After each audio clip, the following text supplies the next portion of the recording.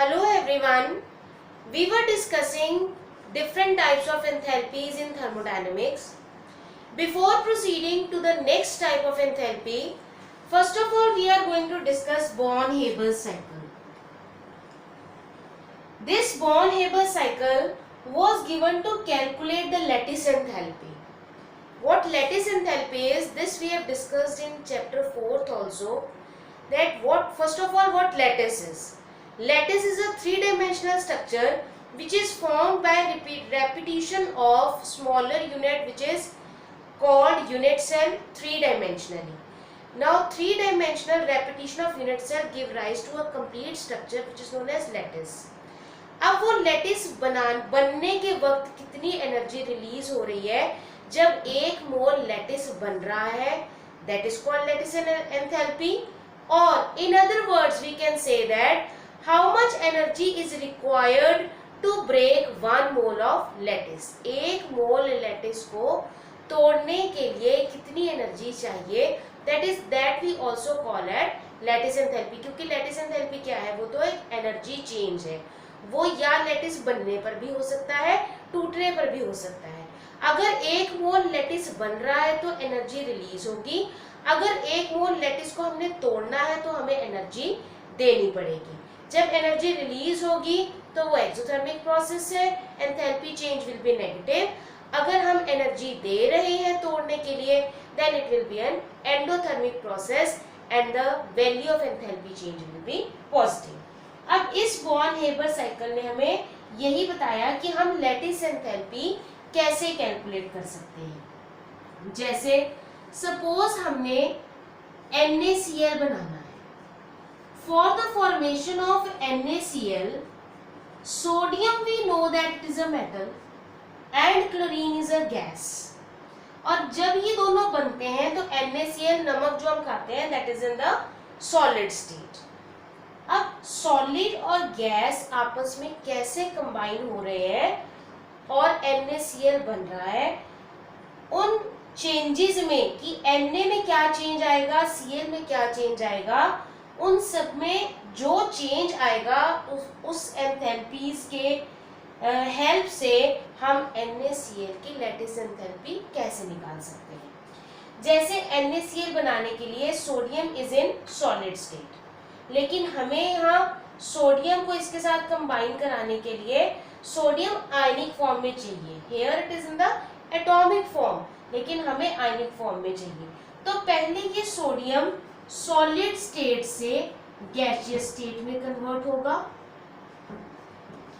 फिर ये gaseous state अपना एक इलेक्ट्रॉन लूज करके आयन बनाएगी. इसी तरह क्लोरीन गैस है. गैस हमें पता है कि दो एटम्स के मिलने से बनती है, लेकिन यहाँ हमें एक मोल NaCl बनाने के लिए एक ही एटम क्लोरीन का चाहिए. तो हम क्या कहेंगे कि क्लोरीन गैस से पहले एक क्लोरीन एटम बना, फिर ये क्लोरीन एटम इसका छोड़ा हुआ एक इलेक्ट्रॉन लूज किया हुआ एक इलेक्ट्रॉन गेन करेगा और Cl नेगेटिव बना लेगा in the gaseous state only.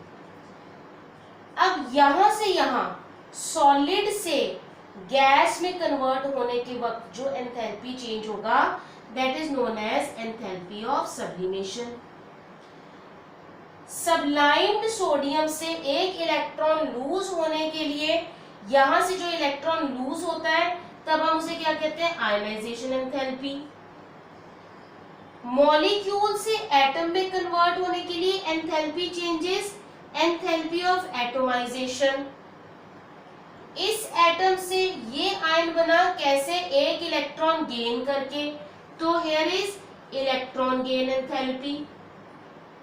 अब ये दोनों आयन्स आपस में कंबाइन हुए और इस कॉम्बिनेशन से क्या बन गया, NaCl का लैटिस. तो उस वक्त इन दोनों के कॉम्बिनेशन की वजह से जो यहाँ एंथैल्पी चेंज हुआ दैट इज लैटिस एंथैल्पी. और इन दोनों के इस तरह करके कंबाइन होने से जो ये रिएक्शन हुआ उसमें हमारे पास क्योंकि NaCl बना है, सो ओवरऑल हमने यहाँ कह दिया कि enthalpy of formation is taking place. Now enthalpy of formation of this complete reaction, ये टोटल किसके इक्वल होगी? इन सभी एंथैल्पीज के सम टोटल के equal. Enthalpy of sublimation, ionisation enthalpy, atomisation enthalpy, electron gain enthalpy and lattice enthalpy, इन सब का सम टोटल करें तो that will be equal to enthalpy of formation of NaCl. अब क्योंकि NaCl की फॉर्मेशन हो रही है और ये हमें किस लिए दिया गया था? लैटिस एंथैल्पी निकालने के लिए. तो अगर हमें एंथैल्पी ऑफ सब्लिमेशन पता हो, एंथैल्पी ऑफ आयनाइजेशन पता हो, ये पता हो enthalpy of atomisation, enthalpy of electron gain and also enthalpy of formation, तो this is equal to this plus this plus this plus this plus this. Out of these 6, these 5 if we will know 1 2 3 4 5, अगर हमें ये 5 पता हो तो हम ये lattice enthalpy निकाल सकते हैं. And from the given values, जो इसकी इन पांचों की वैल्यूज गिवन है, उन वैल्यूज के अकॉर्डिंग अगर हम लैटिस एंथैल्पी निकालें तो this comes out to be -787.6. Minus क्यों? क्योंकि ये बन रहा है. लैटिस बनने के वक्त एनर्जी रिलीज होती है, लैटिस तोड़ने के वक्त एनर्जी देनी पड़ती है. अब क्योंकि ये लैटिस बन रहा था तो अगर आप इनकी वैल्यूज को सब्स्टिट्यूट करके कैलकुलेट करें तो you will get the lattice enthalpy which is equal to -787.6. Now minus sign is indicating that energy is release. इसकी कैलकुलेशन में ही हमारे पास वैल्यू नेगेटिव आएगी. अब हमने ये सारा लैटिस एंथैल्पी और बॉर्न हेबर साइकिल क्यों किया? This will help us to calculate lattice enthalpy while doing the enthalpy of solution, which is the next type of enthalpy. The next type of enthalpy is enthalpy of solution. Now what a solution is? Solution is the combination of solute and solvent. When solute is added to the solvent, it get dissolved in it. If it is soluble, अगर वो घुलनशील है तो वो solvent में घुल जाएगा. अब जब वो घुलेगा तो उसमें कुछ एंथैल्पी चेंज होगा. That enthalpy change when one mole of substance dissolves in specified amount of solvent, जिसमें हम घोल रहे हैं that is solvent.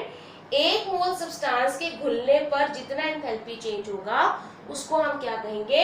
Enthalpy of solution. अब जैसे हमने इस NaCl को ही पानी में डिसॉल्व करना है.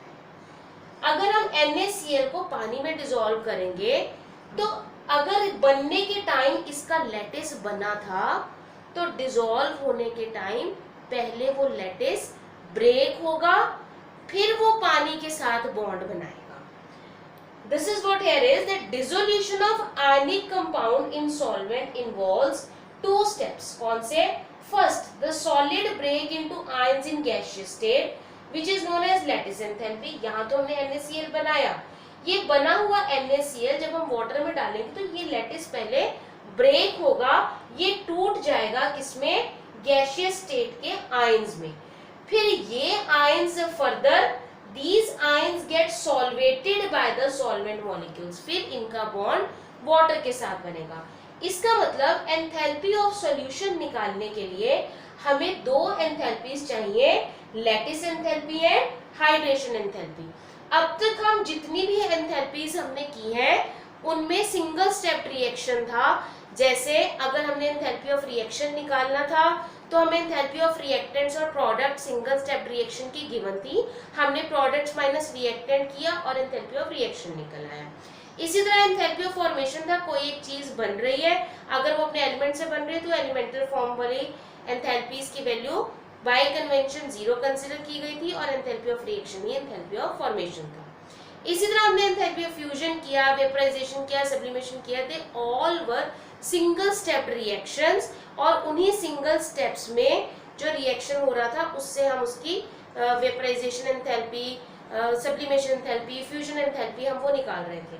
लेकिन enthalpy of solution is involving 2 enthalpies. हम 2 अलग अलग एंथैल्पीज का सम टोटल करेंगे तो हमें एंथैल्पी ऑफ सॉल्यूशन मिलेगा NaCl का लैटिस पहले ब्रेक करेगा, सोडियम और क्लोराइड के गैसियस आयंस बनेंगे, पहले गैस बनी फिर उसके आयंस बने, फिर उसके आयंस फर्दर हाइड्रेट होंगे, उनका वाटर के साथ बॉन्ड बनेगा और उस हाइड्रेशन के टाइम पर जो एंथैल्पी चेंज होगा that is lattice hydration enthalpy, and the sum total of these two enthalpies will be equal to the enthalpy of solution. So to find the enthalpy of solution we need lattice enthalpy as well as hydration enthalpy.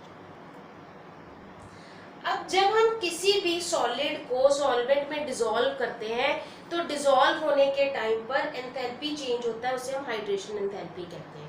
लेकिन अगर हम water access में डालते जाएं तो enthalpy change होता रहेगा, लेकिन एक स्टेज ऐसी आएगी जब एंथैल्पी चेंज होना बंद हो जाएगा and that is at infinite dilution, means जब पानी उसमें बहुत ज्यादा हो जाएगा। So we have done enthalpy of solution which can be calculated with the help of lattice enthalpy and hydration enthalpy, and to calculate lattice enthalpy Born-Haber cycle was given to us, with the help of which we can find the lattice enthalpy of any ionic compound. Thank you.